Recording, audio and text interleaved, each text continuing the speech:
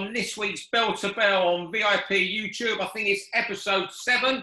I'm Steve Lillis, and this week we have Chat, Chat and Chat. First up, my regular partner in crime, the brilliant journalist John Evans. And if you thought John and myself can talk and give an opinion, and you had Ryan Walsh on this last week as well, who really could give an opinion, wait until you hear from our special guest this week, Alex Dilmaghani, a man been involved in 2 of the best fights inside a British ring in the last 12 months against Francisco Fonseca and Samir Ziani. Alex, it's great to have you on the show this week. The European title defeat against Zahani must have been a bit of a sledgehammer blow, but the good news is you're back in action soon. Yeah, I'm back in action soon. A lot of things have changed for the better, and I'm looking forward to it. Yeah, and I know you're not up in Manchester at the moment. I understand Manchester is your new base for boxing. My new home. My new home. Tell us about where you're training up here. Collar, and yeah, I'm looking forward to putting all these new things into practice, and just looking forward to getting out. I'm always looking forward to fighting, so yeah, I'm excited. How are you finding out Collar as a trainer? He's a great guy, great fighter, great trainer. He's a great person, so I can't speak higher, enough of the man. Everyone has a good word to say about him, and rightly so. And you're in a gym there with James Moorcroft, aren't you? Rhiannon Dixon, Crawler. Yeah. It's going to be a busy gym. Those two are full of it, aren't they? Full of energy, full of enthusiasm. Yeah, Jake James as well. Good place to be. So yeah, all top people. And Crawler's still the best dressed man in the gym, I take it. No, I am. I took that away from him. Right, okay.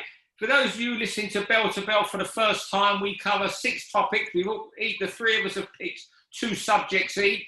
And if you're still talking at the end of 3 minutes, John Evans rings this bell and you're straight back to the corner. If you don't get the gist of it, you soon will. John, I take it you're well. You've rushed back from work to join us early tonight. You well? Yeah, everything's okay, Steve. Well, I'll tell you what, John, you fire away with your first topic. Well, we're going to start with the rusting Iron Mike Tyson, who rolls out of retirement this weekend, probably 20 years past his best. I think it's so sad, Over the last few years, Mike's probably seemed happier than ever, hasn't he? He's got money coming in from Tyson Ranch and the weed growing. He's lost weight. He always seems to have a smile on his face. And he's done all that without boxing. I think it's really sad that he's throwing himself headlong back into the business that caused him so much pain and so much anguish and took so much from him towards the end of his career when he was used. Everybody knows if he looks even remotely good for 30 seconds against Roy Jones Jr. this weekend, people are going to start throwing more and more money at him for more and more stupid fights. As sad as it is that we're going to see a shadow of the former Mike Tyson, I just think it's even sadder that he's allowed himself to be drawn back in. I agree. I agree. You know what? What comes into my head is Rocky 4. It's all I don't want happening. Like, when Duke said it's supposed to be an exhibition and, the guy gets killed, in this, in the film case. But I just think it's going to be, I think Roy Jones Jr. has still got that competitive nature about him. And I reckon he's going to start it off and it's going to turn into a proper fight, So I don't want to see that. Look, we're all agreeing. I just don't like it one bit. I've got zero interest in watching it on pay-per-view. It's like, I wouldn't want to watch a football match between 2 great teams of 20 years ago either. Even yeah, I agree. They're doing fight breakdowns and like choosing fights 20 years ago, 30 years ago. It's crazy. Look how far past his best Tyson was when Kevin McBride knocked him out and Danny Williams knocked him out. Now, yeah, exactly. He might be fit, he might be living a little bit cleaner, but he's not going to be any better. No, is he? Exactly. It's impossible. And the thing that worries me, I think he's going to come out and he'll be dangerous for a minute. But Roy Jones has been busier until 2016. Roy was fighting regularly. I think he's only had a couple fights then, but he's still been active. He's been in gyms training fighters. He's been around the boxing environment. And what worries me is that guy, you can tell, lives and breathes fighting. Like boxing and just fighting in general, like with the cockfighting and everything, you could tell he lives and breathes it. Mike, he takes his breaks and things like that. So, don't know. Roy Jones will definitely be sharper, but he's been viciously knocked out plenty of times, isn't he? Can you imagine Mike Tyson just meekly accepting that Roy Jones is quicker than him and popping him in the face with a jab? Yeah. He's not going to accept that. He's going to lose his rag. It could all end really, really badly. Yeah, I don't want to see it, to be honest. And 3 minutes, is that it? Yeah, that's it. Quick. My first topic is rejoice, and I'm rejoicing that we've got Joyce and Daniel Dubois this weekend. I think it's a long time since a domestic fight has excited me like this, and with so much at stake. From obviously if Dubois loses, he can likely come again for sure. But Frank Warren, for example, he's put all his eggs in the Dubois basket. A lot of his promotional eggs in that Dubois basket. He's taken a big gamble. If Joyce gets beat, you see, he's lost to a prospect, not to a world champion. It's going to be such a hard rebuild job for Joe. I mean, it's just a fight that excites me. And you know what I think it's going to come down to? The diligence in the corners. You've got the Bowers there with Daniel Dubois. Or what I can gather, Joe will have Ishmael Salas in the corner, but he hasn't been in the camp for the last couple of weeks, I believe, because he's going back to America and he's coming back midweek this week, which to me isn't a good thing to be happening. But why is he doing that? He's got fighters. Understand. He's got fighters on in America, and he's gone back to train them for 2 weeks, and he's coming back this week, which I think is a mad situation. Yeah, I bad think that timing. throws it in. Gives Daniel a massive advantage now because there'll be no stone left unturned in that camp with Martin Bowers and Ray Ball training him. Yeah, I think it's a type of fight that's got big implications for years to come. Fighters like Daniel don't come around often.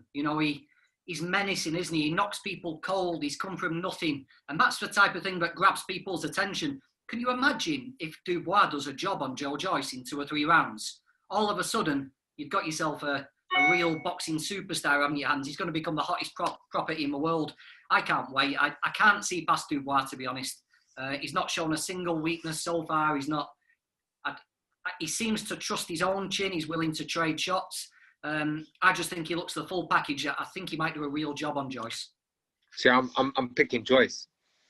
Yeah, like Joyce, technically he looks clumsy, but he's got so much experience. He's got a lot more experience.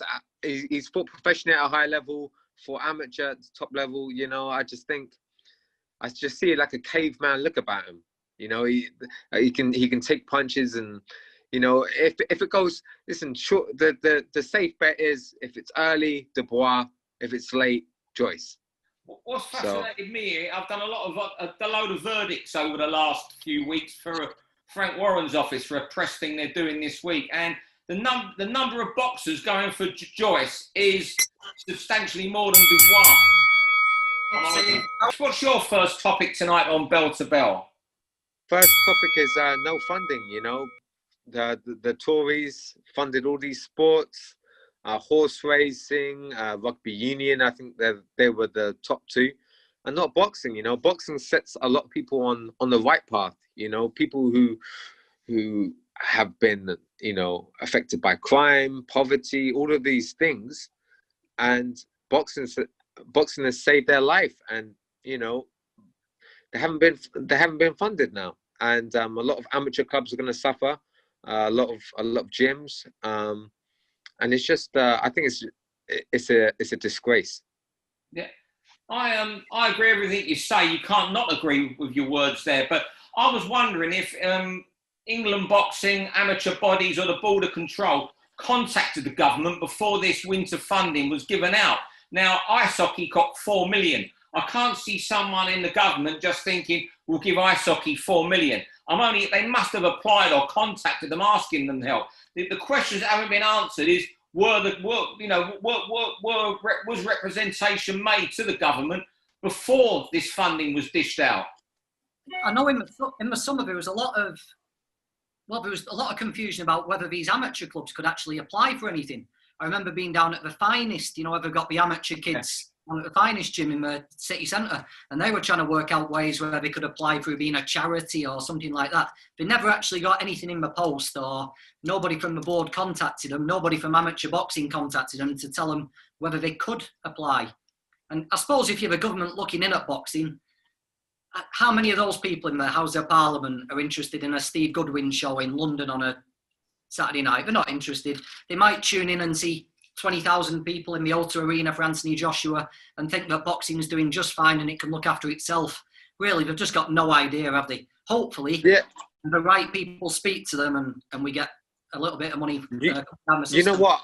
You know what? Like horse racing, rugby union, obviously that was for finance. It makes the government money with the gambling, with all these things. But ice hockey, I don't get because it's not a big sport here. I didn't know we had it in. I know there's teams. Exactly. I had no idea. I mean, I know in the 70s and 80s it had a little bit of publicity here, but it does nothing. So someone must have asked for that money from ice hockey. And I'm just concerned that no one, the governing bodies of amateur and professional boxing may not have made representations before. Now, I'm suspecting they didn't because they haven't said they did previously. The worry is that a full generation of young fighters drift away from the gym and just disappear from the sport. It's not just amateur boxing, though, is it? It's small hall boxing as well, no?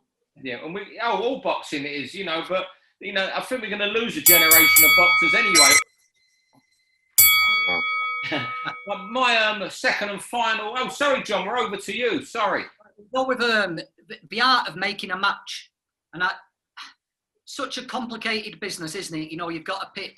Once a fighter gets to 10-0, they should have covered southpaws, tall guys, aggressive guys, defensive guys. They should have covered all that, and that's when it starts getting a little bit difficult, isn't it? You have to choose the right man at the right time to move your fighter through the ranks, making sure they tick all the boxes on the way. And I thought on Saturday night we got a good example of some real perfect matchmaking with Conor Benn. The guy who was in with Sebastian Formella, flattered by his ranking, came to win but was limited. It allowed Conor to show what he's been working on. He could be aggressive without actually taking too many risks because Formella wasn't a puncher. He's worked his way up the rankings. He looked good doing it. He cut a fantastic little promo afterwards, and all of a sudden Conor Benn's stock has risen, hasn't it? We've seen a few bad examples of matchmaking in recent times. Look at Joe Laws getting turned over off Ryland Charlton.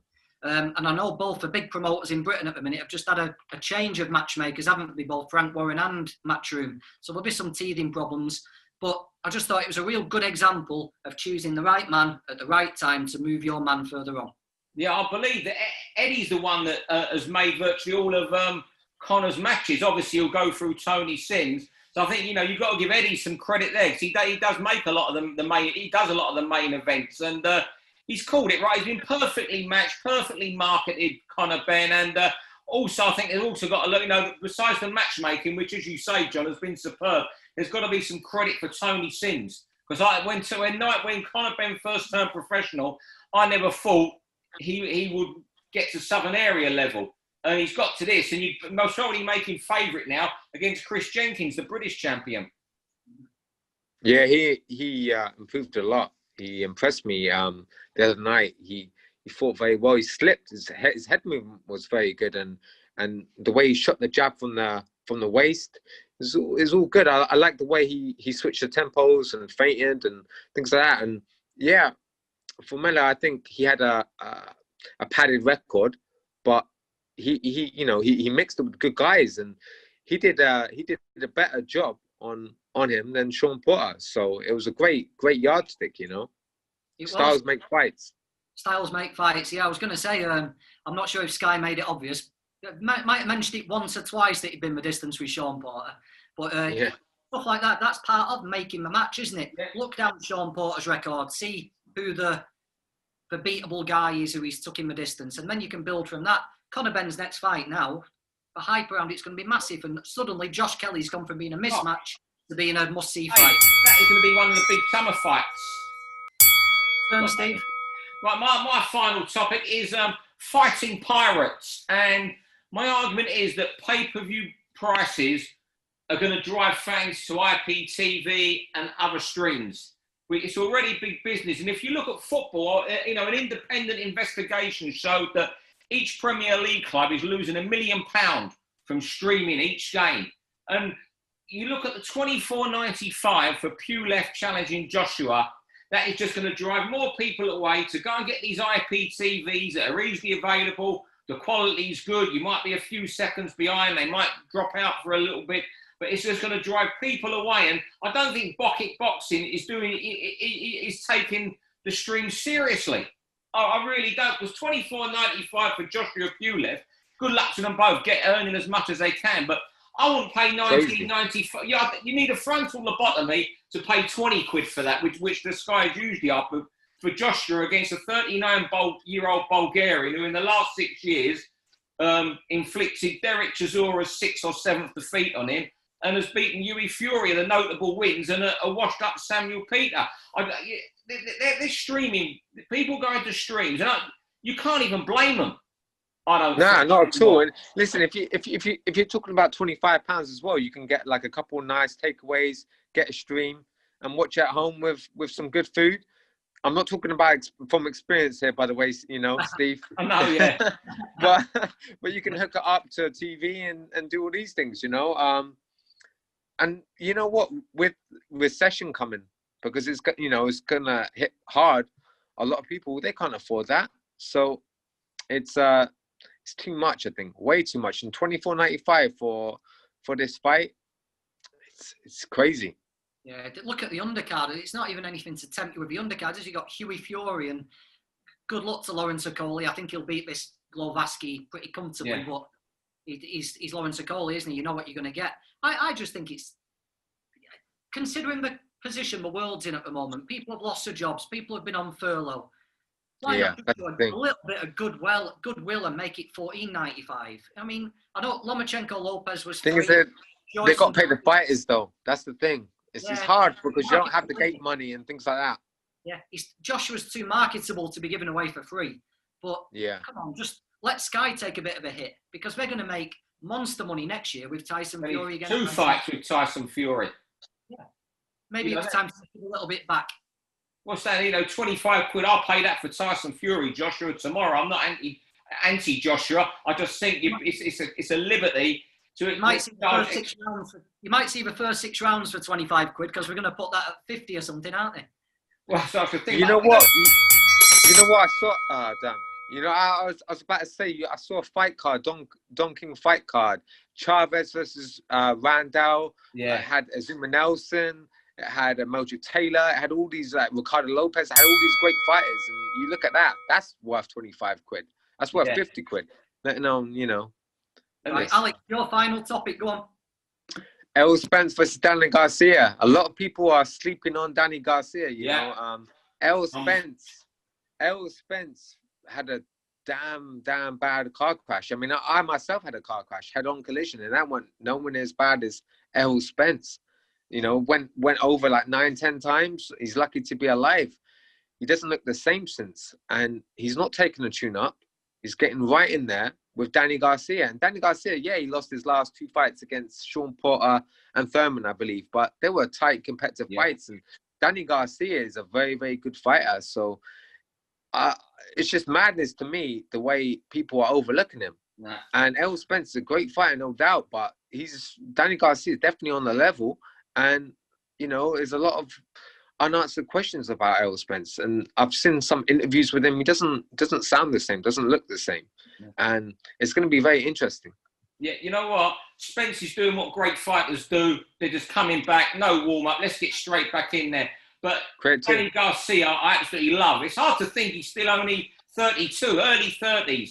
You look at his CV, Khan, Morales, he was washed up, Louis fought. When he beat Matisse that night, and Matisse was branded a bit of a killer at the time, and he just played with him. He got lucky with Matisse, man. He got thumped in the eye. got thumbed in the eye, I think that was a great performance. And at that time, it was a great performance. But they were talking as the man to beat Mayweather. But Lamont Peterson, he's fought Furman, Guerrero maybe on the slide, Sean Porter. He's fought everybody. And as you say, don't get the credit. Where I do disagree with you, Matisse can't make excuses for that night. You Matisse boys. You know what? He was lucky he got Morales at 110 years old. Oh, I love that. Yeah. Not many people have picked up on that, Alex. Spence doesn't look the same. No. His speech has changed as well. I think that crash was a bad one. That was terrible. Yeah, I saw the CCTV of the cartwheeling, and he somehow he walked away, but his face looks different and his mannerisms are different. Did you see his face? Did you see his face after after the car crash? Yeah, it was a bad one. In hospitals, crazy. But if he's not, Danny Garcia's going to find him with that left hook. Yeah, 100%. He's coming back in a top level fight, but if he's even 5% off, Danny Garcia's going to clear out this super fight we all want between Spence and Crawford. 100%. I mean, I think Crawford's had a lot of fights recently. Well, he's had a lot of fights that have had some sort of angle on it, you know? People forget. Carry on, Alex. Carry on. Yeah, I mean, people forget, you know, Crawford fought Gamboa, you know, and Gamboa was small. People, you know, he fought Brook, you know, when you know, Brook is older, but Errol Spence, credit to him, he's fighting Danny Garcia after this. You know, he was afforded a tune-up for this fight, you know, and he didn't. He was just he's going balls on the table, let's have it. And that is an old school mentality, and I admire that. That's you, old school fights you got into the last 12 months, mate. Exactly. I like to say I'm a throwback, not a running back, like all these other fools. I tell you what, I hope Mick's giving you a tune-up in January, because if any fighter deserves a nice 10-round tune-up and have a little walkabout, it's you, I think. Listen, I drive him crazy. I'm like, when am I fighting? As soon as I fight, when am I fighting next? I just love to. I'm going to be busy, and it's going to be a great, active, and successful year in 2021. I hope so, but I do hope you have a nice, not a soft touch. You don't want soft touches, but very much a winnable fight for you, where you're very much in the driving seat to win. Listen, the way I've been training, you know, I've been training a lot by myself on my own, you know, and now I'm in gyms and getting top level sparring. It's great. I mean, I'm doing strength and conditioning for the first time, all these other things, and I tell you what, I'm going to be a total monster in 2021. So I'm looking forward to it. Alex, just last one before we let you go. I know last year you were more focused on European titles and big names and getting to the world. Super featherweight is a big division in Britain. There's lots of big fighters and big names. Has your focus started to just drift towards some of these Brits now? No, not at all. My focus is world champion, and you know, I can make featherweight as well. So yeah, I'm just looking forward, one step at a time. Just get us, you know, be active in the ring, fight whoever, whenever. I'm old school, Jonathan. You know me, and I'm just looking forward to being the best fighter I can be. And anyone put in front of me will be taken out. Perfect. Alex, John, thanks for joining us this week. Great talking to you, Alex. And likewise. Walsh last week, you can talk. These guests with you and Ryan Walsh. We're going to. You know what? I love the Walshes. In one weekend. The Walshes are all top people. Yeah, they are. Real top guys. We'll have to get. Steve, we'll get a Christmas special. We'll get Ryan Walsh and Alex Dilmaghani on a Christmas. That's what we'll do. I tell you what. Get Michael Walsh. I tell you what, he will never stop talking. Fellas, thank you very much indeed for this week. Cheers, John. Cheers, Alex. Enjoy your stay with your mum, looking after your mum, and we look forward to seeing you back in Manchester soon. Appreciate it. See you soon. Thanks, care, guys. For all boxing info, news, and latest interviews, amateur and pro, across the north, click and subscribe. VIP Boxing Promotions. Also, Twitter, Instagram, and Facebook.